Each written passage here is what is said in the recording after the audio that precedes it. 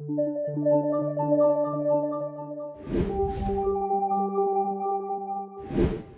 nombre es José Holguín Santos. Yo tengo actualmente 30 años. Me desarrollo como asesor legislativo en la Cámara de Senadores para el grupo parlamentario de Morena. También soy egresado de la Facultad de Derecho de la UNAM, donde tuve oportunidad de representar a los alumnos. Yo ya llevo varios años simpatizando con la Cuarta Transformación, incluso desde antes de que fuera partido político, por allá del año 2011. Estaba ingresando a la universidad, todavía Morena era una asociación civil y pues en ese entonces me acerqué a quien era la dirigente de Jóvenes y Estudiantes, Luis Alcalde, para conformar un comité universitario dentro de la Facultad de Derecho, que en ese entonces pues era muy difícil en una facultad que realmente es conocida históricamente por ser muy reaccionaria. Entonces iniciar con asambleas estudiantiles, a invitar a estudiantes de licenciatura y de posgrado, pues era una tarea en ese entonces muy difícil, ¿no? No teníamos simpatizantes en el gobierno, en la universidad estaba de rector José Narro, entonces prácticamente nos bloqueaban todo, auditorios, espacios públicos, cualquier tipo de asamblea. Pero ese fue mi inicio en la vida política de la Cuarta Transformación. Sin embargo, pues aunque mi simpatía por Andrés Manuel y el movimiento va mucho más allá desde prácticamente mi niñez, donde mis papás que trabajaron para el sector público, tanto en materia administrativa como sector salud y sindical, pues me llevaban desde niño a los mítines del subcomandante Marcos, ¿no? De bebé me cargaban para que va a venir el subcomandante Marcos al Zócalo de la ciudad, pues me llevaban. Va en el 2005, 2006, va a haber meeting de Andrés Manuel, pues me llevaban de niño. Sin embargo, cuando fue el fraude, aunque yo tenía todas las ganas de salir a las calles, pues prácticamente me encerraron en mi casa porque pues todavía era menor de edad y por mi seguridad pues no quisieron arriesgarme, pero las ganas de participar en política yo la tenía desde los 10, desde los 11 años, ¿no? Desde el desafuero, que fue la primera vez que escuché a Andrés Manuel, sobre Andrés Manuel, las bardas en la Ciudad de México, en el Estado de México, pues yo preguntaba, ¿qué es AMLO? ¿No? ¿Qué es AMLO? Yo veía, AMLO, te apoyamos en las paredes rumbo a la escuela.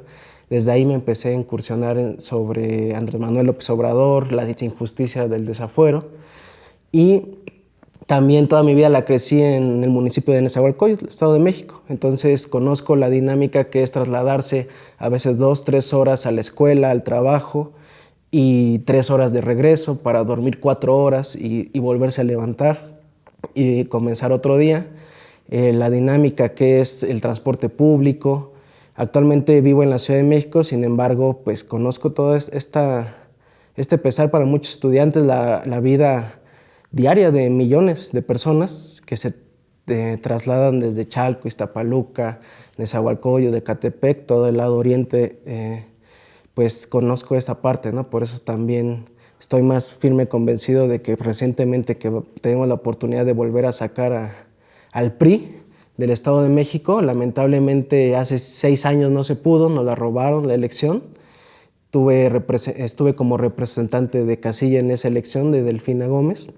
Me tocó la parte de Tejupilco, la sierra del Estado de México. Muy difícil para quienes no tienen la oportunidad de conocer esas condiciones del Estado de México. Cuando yo llegué hace 6 años para representante de casilla, llegamos y no existe la policía municipal. Llegamos y donde están situadas las patrullas eran patrullas abandonadas, polveadas, con vidrios rotos, con lamentablemente halcones que con radios jóvenes de 16, 15 años mencionan, ¿no? Ya van llegando 2, 3 jóvenes, tal vestimenta, vienen acompañados de tal persona, tenemos que ir en convoys para llegar hasta allá. Eso fue hace 6 años y no dudo que estén en las mismas condiciones. Recientemente había sucedido lo de Tlatlaya, que es el municipio que está al lado, con asesinatos extrajudiciales de personas que les sembraron armas para hacerlos pasar como criminales. Esa fue, digamos, como crecí en el Estado de México, también en un sexenio de calderonato, donde ser joven era casi una condición para ser desaparecido o levantado por las autoridades, y que fue una de las razones por las cuales me llevó a estudiar Derecho. Esa razón por la cual veía tantos inocentes en la cárcel, saber que el secretario de Seguridad Pública estaba corrompido, la Policía Federal corrompida, el acoso a los activistas que teníamos por parte de los policías estatales y municipales, donde pues parecía que era un delito repartir un volante, un periódico Regeneración. Entonces todo eso es la juventud en la que crecí, la niñez en la que crecí, y que hoy me tiene convencido de que debo de seguir participando en la Cuarta Transformación. También por mi educación, desde toda la vida, educación pública, me debo a la sociedad, y en cualquier trinchera voy a estar para ayudarle y regresarle todo lo que me ha dado. Para ser asesor legislativo, mi pregunta cuando yo entré a la Facultad de Derecho era ¿cómo puedo ser asesor legislativo? Mi sueño es ser asesor legislativo porque yo veía a veces en el periódico La Jornada las reformas, ¿no? Vienen reformas estructurales y el proyecto viene así, los transitorios son estos, entra en vigor tal día, y yo, aunque no entendía mucho ni tenía noción del derecho, me ponía a ver las columnas, ¿no? Pero yo decía, ¿qué grupos parlamentarios están en el Senado, ¿no? PRD, PAN, PRI, no existía Morena.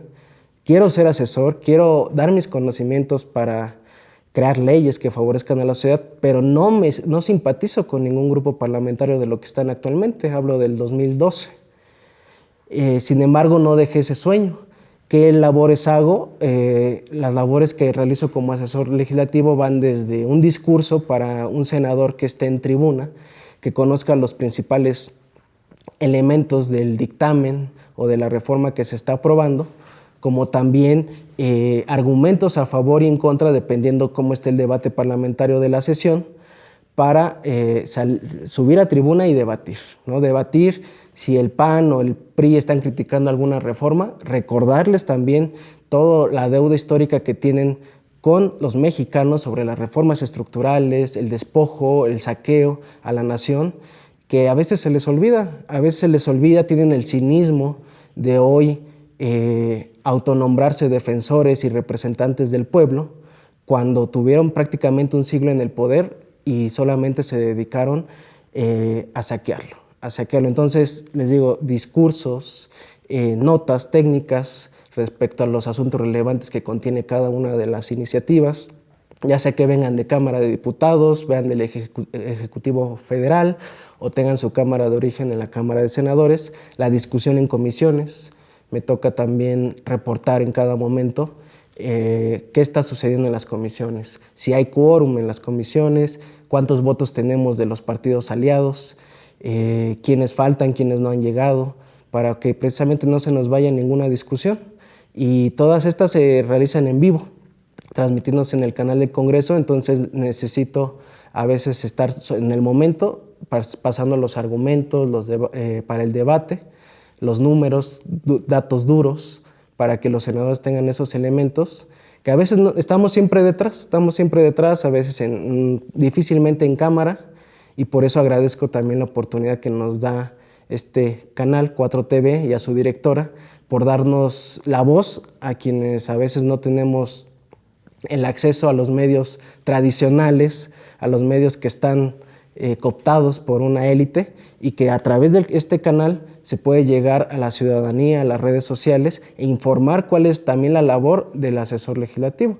A veces muchos critican al asesor, ¿no? Porque es que el asesor que no tienen asesores, y a veces hay muchas cosas difíciles de explicar de cuanto a la agenda legislativa, de por qué van unas reformas antes que otras, por qué son prioridad para la agenda del grupo parlamentario. Pero hay mucho trabajo detrás, mucho trabajo, horas, días, incluso meses para preparar una sesión, para preparar la aprobación de una reforma. Por ejemplo, para el Senado, igual sucede en la Cámara de Diputados, antes de que inicie el periodo legislativo, todos los grupos parlamentarios tienen una sesión previa para que cada uno de los legisladores de los temas que quieren sean incorporados en esta agenda que va a representar al grupo parlamentario, en este caso Morena, y sin la cual, si no se incorpora en esta agenda, difícilmente tendrá trascendencia a lo largo del periodo si de manera aislada un legislador o una legisladora desea presentar una iniciativa. No se le limita su derecho, pero sí se necesita que haya una agenda programática que vaya acorde a los principios de la Cuarta Transformación. A veces ha sucedido que en primera portada de los periódicos, Morena pues va contra los derechos laborales o va contra los derechos sindicales, la transparencia, porque un diputado que prácticamente es poco conocido, de manera aislada, se le ocurrió presentar una iniciativa que no va a trascender ni en comisiones ni en el Pleno, pero ya prácticamente quieren los diarios como Reforma y El Universal venderla como que prácticamente ya está aprobada y ya está publicada en el diario oficial, cuando el proceso legislativo es muy largo, tiene que ser aprobado por ambas cámaras, pasar por comisiones, por el Pleno, y después todavía tiene la facultad de veto el presidente. Hasta que se publica en el diario oficial y es vigente, hasta ese momento pues ya pueden, si quieren, sacar sus primeras planas, pero la verdad no nos han ayudado mucho estos medios, que todos los días desinforman.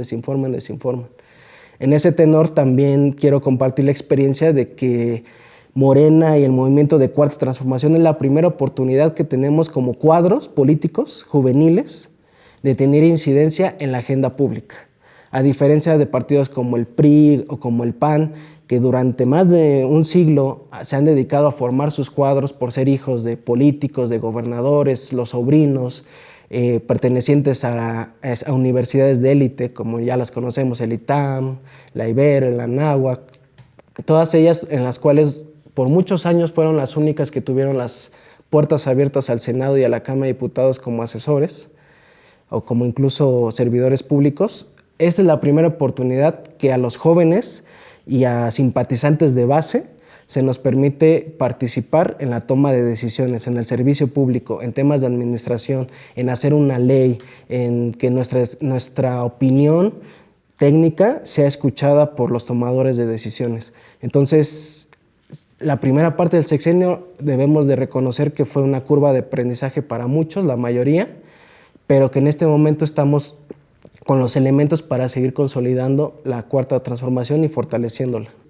Sabemos que actualmente el debate en las cámaras de diputados y cámaras de senadores se reduce a que la oposición alega que estamos mayoriteando, que no estamos debatiendo las reformas, ni siquiera se saben los diputados o los legisladores qué se está votando.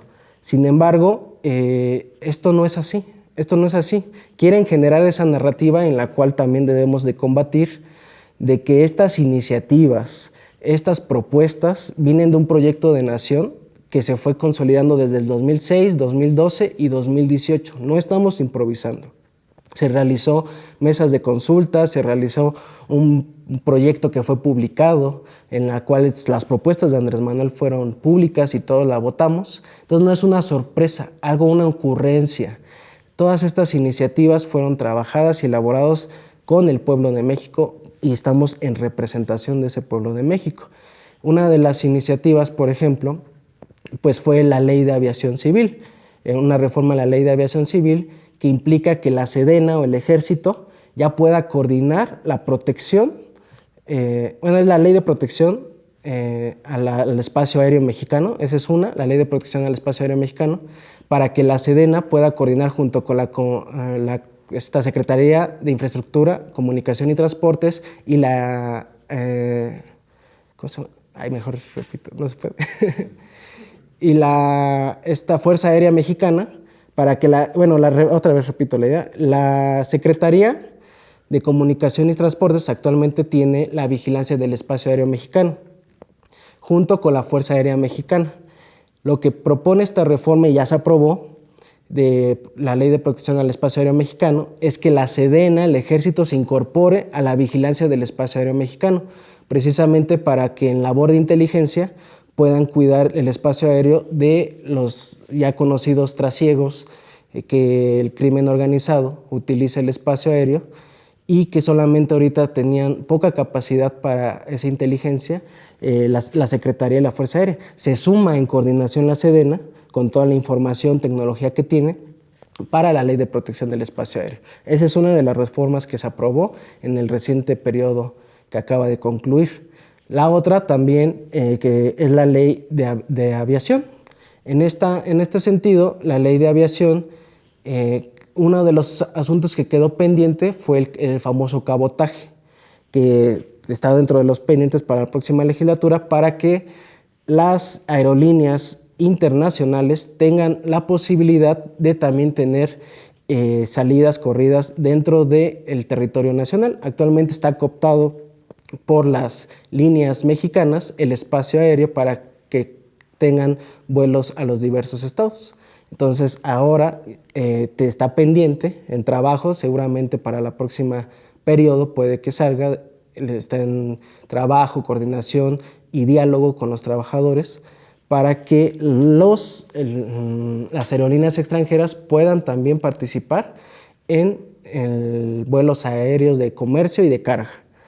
Lo que pasa, ¿qué sucede ahorita? Que con el Aeropuerto Internacional de Ciudad de México y la IFA, pues a veces se complica. Responden las aerolíneas a las reglas del mercado y no mandan la mayoría de las aerolíneas a la IFA para que no tenga el mercado suficiente de las personas que quieran asistir y volar desde ahí. Las aerolíneas extranjeras van a poder también participar. Esa es una de las iniciativas que está pendiente en discusión. También la otra es el 3 de 3 para los deudores alimentarios. ¿Qué implica eso? Que el hombre o mujer que pueda ser deudor alimentario, a veces se piensa que siempre son los hombres, también las mujeres pueden ser deudoras alimentarias, que al no tener la guardia y custodia del menor, de su hijo, no pague una pensión alimenticia a quien sí la tenga, al otro cónyuge, va a estar impedido de tener una licencia de conducir, de tener un pasaporte, de tener también cualquier trámite. Si piensa contraer nupcias con otra persona, la otra persona va a tener el conocimiento de que la persona es una deudora alimentaria. ¿Qué implica esto? Que por lo menos el escarnio público, jurídico, legal, social y en los trámites, pues recaiga en la persona que no tiene la intención de hacerse cargo de su menor hijo o hija. Entonces, eso fue aprobado por unanimidad, pero a veces estaba impedido por esta toma de tribuna y otros debates que parecieran menos importantes. Se dejaron de lado muchas otras cosas que sí son importantes. Otra reforma constitucional fue la que se aprobó para que la edad mínima para ser diputado pase de 21 años a 18 años y para ser secretario de Estado pase de 30 a 25 años. ¿Qué implica eso? Que hablábamos del relevo generacional, pues que se nos dé la oportunidad, ¿no? A veces hablan de experiencia, ¿no? Y ya tienen 60, 70, 80 años y 50 en el poder y quieren nuevas ideas, pero ¿cómo van a llegar las nuevas ideas si no se nos da la oportunidad de ejercer el poder? Sin embargo, un reto que tenemos como movimiento es que no solamente se reduzca que un requisito constitucional, 18 años para ser diputado y 25 para ser secretario de Estado, sino en verdad las personas que lleguen no cometamos el mismo error de incorporar solamente a los jóvenes que pertenecen a una élite, que son el hijo, el sobrino, el recomendado del dirigente del partido, del gobernador, del secretario de Estado, pertenecen a alguna familia influyente. No cometamos ese error, porque si no, nos estamos convirtiendo tal vez en lo mismo, ¿no? Que se aprobó para el niño verde, que se reduzca la edad para ser diputado y senador, solamente para que el niño verde sea senador o sea diputado. No. Es un riesgo que debemos estar atentos los jóvenes y tenemos que pugnar para que los espacios que se ocupen sea de la base militante, del simpatizante que ha trabajado durante años, se ha preparado para ejercer el poder y que no se vea relegado por alguna recomendación, algún familiar o el amiguismo. Todas estas reformas fueron aprobadas recientemente, algunas ya fueron publicadas en el Diario Oficial de la Federación para su entrada en vigor y pues ahorita estamos en un receso legislativo donde ambas cámaras pues se dedican los diputados y senadores a recorrer sus territorios, regresar a sus estados y hasta septiembre comienza el próximo periodo, ¿no? Que hay varios pendientes, ¿no? Por ejemplo, sabemos que la reforma electoral, la ya llamada reforma electoral, que actualmente pues la primera parte fue echada abajo por la Suprema Corte, ¿no? Tenemos el pendiente, pues tal vez no inmediatamente, pero para la legislatura que va a entrar en septiembre del 2024, de lograr primero la mayoría calificada y aprobar esa reforma constitucional que pueda bajar los sueldos a los consejeros del Instituto Nacional Electoral, que pueda acabar con esa burocracia dorada, que incluso también la intención era en su momento reducir los plurinominales de los diputados y los senadores, que es una demanda que ya lleva años de todos los partidos políticos de la sociedad civil, de reducirlos, pero a la hora de votarlos no se cuenta con los votos. En el discurso sí se defiende que se reduzcan los plurinominales, pero ya a la hora de votarlo no sé qué ocurra, pero no se vota. Y es una demanda, y las encuestas lo reflejan así, que se reduzcan los diputados, que se reduzcan los senadores. 500 diputados estamos pagando del erario público, cuando pudieran ser solamente los 300 de mayoría relativa. ¿Por qué? Porque los de representación proporcional respondían a otra época, donde el partido hegemónico, el PRI, no había manera de que concediera un espacio de poder para la oposición. En ese momento sí eran necesarios los diputados y senadores de representación proporcional. Hoy en día, donde tenemos un pluralismo consolidado, no se vale que los diputados y senadores que estén ahí tomando las decisiones no sean elegidos por el pueblo y sean elegidos nada más por una lista que presentó el partido político que quiere perpetuar al mismo político en el poder y que lo último que le importa es el pueblo. ¿Por qué? Porque sabe que si se somete al voto popular no va a ser electo, por su historia de corrupción, por su fama pública, por todos los intereses que representa. Sabe que si se somete al voto popular no va a ser electo, va a perder su distrito o en su casa, en su colonia, nadie los conoce. Entonces no podemos seguir viendo una y otra vez a los mismos políticos reciclados y que la ciudadanía se quede lejos de las decisiones del Senado y de la Cámara de Diputados. Es uno de los pendientes. También la reforma judicial, que está muy vigente y en debate ahorita. Recientemente, en la mañanera del presidente Andrés Manuel, se mencionó los 40 privilegios que tienen los integrantes de la Suprema Corte, que fueron retomados de un debate de la Comisión Permanente en el Senado, donde es irrisorio que tengamos que pagar una pensión vitalicia. Aparte de que tenemos que pagar sueldos de 300,000 pesos mensuales a los ministros por estudios que no le entran al fondo de los asuntos que llegan a la Suprema Corte, todavía hasta el último día de sus vidas tenemos que pagar una pensión vitalicia, casi por el mismo sueldo. Tenemos que pagar sus camionetas Suburban, tenemos que pagar gasolinas para ellos, servicio a su cargo para su casa, para su trabajo, impresoras, lentes, ¿no? Como si no les alcanzara para lentes, para medicamentos. Todavía es un extra que le tenemos que pagar a los ministros de la Suprema Corte. El tema del nepotismo en el Poder Judicial. Quienes estudiamos Derecho y ejercemos el Derecho y somos egresados de las facultades, sabemos que al Poder Judicial solo se entra si es familiar de algún juez, de un magistrado, de un ministro. Difícilmente el que entra desde abajo, desde oficial, desde secretario, va a poder escalar, porque esos cargos ya están casi por herencia para el hijo, para el sobrino. Entonces, se tiene que hacer la reforma judicial, sí o sí. No es posible que se reduzcan los sueldos en el legislativo, se reduzcan los sueldos en el ejecutivo y los ministros apelen a que hacen más trabajo que todos en su conjunto. No es posible. ¿Por qué? Porque son 11 ministros que sesionan una vez a la semana, ¿no?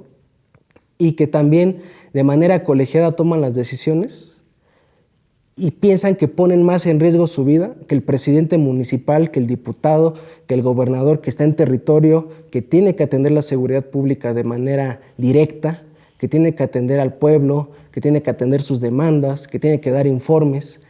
El Poder Judicial es de los poderes, el poder más opaco. De los 3 poderes es el más opaco. ¿Por qué? Porque ellos argumentan que sus sentencias no tienen que ser aprobadas por la sociedad, que porque disfrazados de tecnicismos no necesitan la legitimación de la sociedad, porque ellos, apegados a la ley, pueden favorecer o perjudicar a cualquier interés que tengan, quien los haya puesto ahí, a la cuota de poder a la que respondan ellos, porque las ambigüedades de la ley, los vacíos legales, permiten que la parcialidad sea la que impere en sus resoluciones. Tenemos recientemente,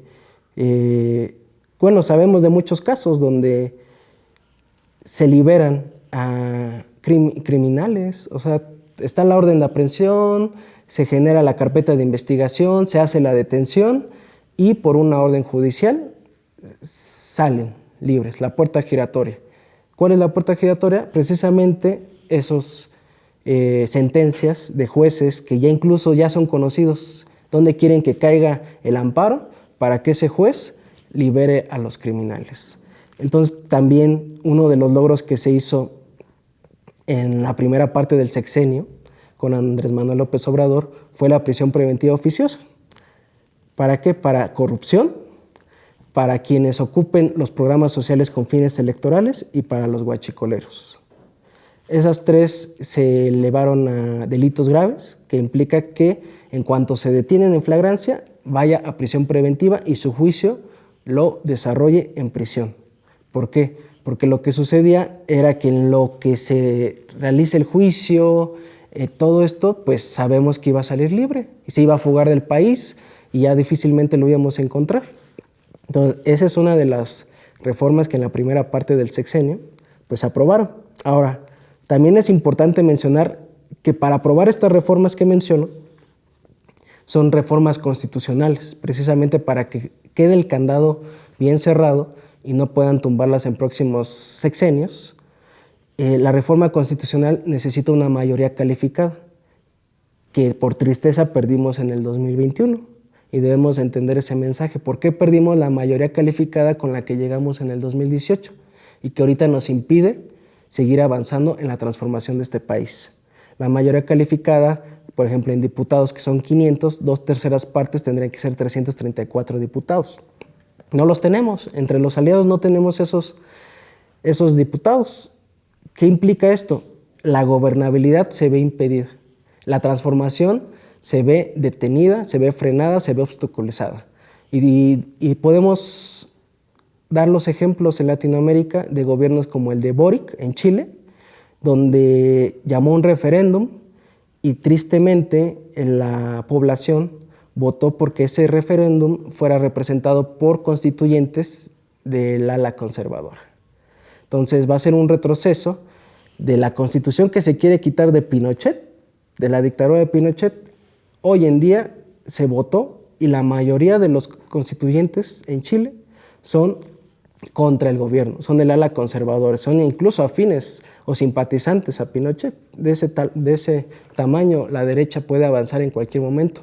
Otro también ejemplo es el Petro en Colombia, que tiene 4 años para gobernar y posible reelección, pero no puede avanzar en la transformación porque no tiene la mayoría en el Congreso. Y un claro ejemplo también tenemos en Perú, que el Congreso fue quien quitó al presidente y dio el golpe de Estado para poner una presidenta espuria. Si no tenemos y nos confiamos en que tenemos que tener la mayoría calificada, te podrá llegar el mejor presidente, el mejor candidato de las corcholatas que tenemos, pero no podrá avanzar, no podrá gobernar. Y cada una de las reformas, cada interés que se afecte, tendrá que negociarse con la derecha y con la oposición. Lamentablemente desaprovechamos una gran oportunidad la primera parte del sexenio. Teníamos la mayoría del Congreso. Se sentaron las bases de la Cuarta Transformación, como fue la consulta popular, la revocación de mandato, estas reformas que mencionaba sobre prisión preventiva, también la parte de quitar el fuero presidencial y que nadie gane más que el presidente, también fue otra reforma. Todas estas reformas, la creación de la Guardia Nacional, la Ley Orgánica de la Fiscalía General, todas estas reformas se lograron con la mayoría calificada y fueron las bases de la Cuarta Transformación. Pero pues por cosas ajenas, ya saben, de la política, 2 años se nos perdieron en la pandemia. apenas íbamos arrancando la cuarta transformación, llevábamos 6 meses que había entrado la legislatura y 3 meses de gobierno, bueno, no, de un año, no, 3 meses, de 4 meses en el gobierno de Andrés Manuel, y entra la pandemia que nos quitó 2 años. Y toda la agenda legislativa pues se centró en facilitar la compra de medicamentos, en las vacunas, en los hospitales, y se dejó de lado muchas cosas pendientes que hasta el momento, pues esperemos que en el 24 lograr esa mayoría que nos hace falta. Ahora, yo también llamo a tener una agenda del futuro. ¿Qué implica esta agenda del futuro? Que como joven pues también estoy vislumbrando. ¿Qué va a suceder con la inteligencia artificial, por ejemplo? La inteligencia artificial donde millonarios como Elon Musk pidió una tregua de 6 meses, porque esta inteligencia artificial está avanzando de tal manera que evoluciona al grado de que ya no sabemos diferenciar si nos está atendiendo en un call center, en redes sociales, o quien nos está dando la noticia, no sabemos diferenciar si es inteligencia artificial o es un ser humano. Y no tenemos los mecanismos ni la legislación para regular que estas inteligencia artificial no se vayan a convertir en los dueños de la narrativa social, política y económica. Porque a diferencia de los seres humanos, la inteligencia artificial no necesita descansar, no necesita ir a la escuela, no necesita cobrar un sueldo, no se obstaculiza con el sindicato ni derechos laborales. La inteligencia artificial va avanzando, pero ¿quién la va a limitar? Cuando en un momento dado ya no podamos controlarla y que en este momento no existen los mecanismos, ¿qué va a suceder con la inteligencia artificial? Otro de los temas de esta agenda del futuro, pues es el tema de la clonación. En varios países ya se está realizando clonación de animales y precisamente la dirección es en su momento alcanzar a clonar a seres humanos. Todos estos temas ya están sucediendo en la actualidad en el mundo y tarde o temprano van a llegar o ya están llegando a México. ¿Qué va a suceder? ¿Qué regulación? ¿Qué conflictos éticos y políticos vamos a tener con el tema de la clonación? El tema de los vientres subrogados. Nada más en México hay legislación al respecto, en Tabasco y Sinaloa. Pero ya se está creando un mercado. Por ejemplo, en España, la mayoría de parejas que no pueden tener hijos vienen a México, a Tabasco y a Sinaloa, a la renta de vientres. ¿Por qué? Porque el mercado, pues al final de cuentas, a diferencia de ir a Estados Unidos o en España que está prohibido, aquí en México pues está legalizado, está también más barato, pero estamos convirtiendo el cuerpo de la mujer y a los niños en una mercancía del mercado. ¿Qué sucede? No se está hablando del maltrato al cuerpo de la mujer o las consecuencias o efectos secundarios que tiene los tratamientos hormonales a los que se someten. ¿O qué sucede con la depresión postparto que tiene la mujer al momento de que debe de entregar al hijo que creció dentro de ella durante 9 meses y debe de entregarlo muy a su pesar? Esa parte actualmente no está regulado. También el medio ambiente, el cambio climático, el tema del teletrabajo. Avanzó muy rápido y aceleradamente el teletrabajo, o conocido como home office, en la pandemia. Pero ¿qué sucede? Pocos conocemos que se incluyó en la Ley Federal del Trabajo un capítulo de teletrabajo y también de desconexión digital. Pero ¿qué sucede? Que en esa ley se está quedando en el vacío al no ser implementada por una falta de norma mexicana que debería, de acuerdo al transitorio de esa ley, emitir la Secretaría de Trabajo. Hasta la fecha no la ha emitido. Entonces, no tenemos las directrices claras de que el patrón debe de otorgarnos el pago de luz, el pago de teléfono, el pago de impresora, de computadora, incluso los asientos que utilizamos deben de tener una forma que no sea dañina para nuestra columna. Todo eso debe ser pagado por el patrón y no existe esa norma oficial mexicana que debe de ser emitida por la Secretaría del Trabajo y que fue ordenada por la Cámara de Diputados, por el Congreso en el transitorio, no existe. Entonces no podemos aplicar ni demandar todos estos derechos laborales que tenemos del teletrabajo. La desconexión digital, ¿qué pasa? Ahora el teletrabajo impide que a las 11, 12 de la noche nos estén llamando del trabajo para pedirnos cosas. Sí está considerado la desconexión digital, pero nada más de manera muy limitada. El Senado aprobó el año pasado, en abril, una iniciativa para que se incluya el artículo 68 bis, donde obliga a las empresas a que generen la reglamentación interna en la cual especifique a qué hora, cuántas horas laborales va a tener el trabajador y a qué hora se le va a dejar de molestar en horas fuera del trabajo. Toda esa está en Cámara de Diputados y no ha sido aprobado, el 68 bis de la Ley Federal del Trabajo. Todos esos son pendientes que tenemos, que es la agenda del futuro, o ya tenemos más presente ahora, que deben de atender a una demanda de la ciudadanía. ¿Por qué? Porque debemos de lograr la conciliación entre el tiempo laboral y la convivencia familiar. El tiempo laboral que dedicamos a las empresas y el descanso. ¿Qué está sucediendo ahora? Las juventudes y la niñez está siendo desamparada y dejando a su suerte porque los padres tienen que trabajar jornadas excesivas de más de 12 horas, ilegales completamente, en maquilas, en centros laborales o lo que platicábamos, viven lejos de su centro de trabajo, 4 horas de trayecto, 3 horas de trayecto, y llegan a la casa y no saben qué sucedió en todo el día con sus hijos. Eso es lo que está provocando que caigan más fácilmente en las garras del crimen organizado. ¿Qué pasa al no conciliarse la vida laboral con la vida familiar? Se está también impidiendo a que generaciones como la mía tan solo pueda soñar con tener una familia. ¿A qué hora vamos a educar a un hijo, a una hija? ¿En qué momento vamos a acudir a las reuniones de escuela? Todas esas cuestiones parecen algo imposible ya para nuestra generación. Y se ve en la tasa de natalidad que está cada año, son menos los niños que están naciendo. Y esta es otra de la agenda del futuro. ¿Qué va a pasar con el boom demográfico que tuvimos los jóvenes? Que en un momento dado vamos a ser los adultos mayores del mañana. ¿Quién nos va a cuidar? ¿Quién va a ser la mano de obra que va a tener los impuestos para pagar nuestras pensiones, nuestros afores, los servicios que se requiere el país? Si no tenemos población económicamente activa, si en este momento no estamos reproduciéndonos, va a suceder lo que está sucediendo en Europa. Los asilos llenos de gente que no tuvo hijos, no tuvo familia, no está regulada la atención de cuidados, que prácticamente están desalojados de sus casas porque nunca tuvieron acceso a vivienda, y los jóvenes tienen que llamar a jóvenes de otros países para que trabajen en su país, o como en China, donde ya se rompió la política de hijo único, precisamente porque están viendo que están perdiendo competitividad en el mercado, porque ya un hijo ya no es suficiente. Necesitan más población económicamente activa para competir con India, con Estados Unidos y no perder su hegemonía. Todas esas cosas yo les llamo, y muchos otros legisladores, la agenda del futuro que no debemos de perder de vista.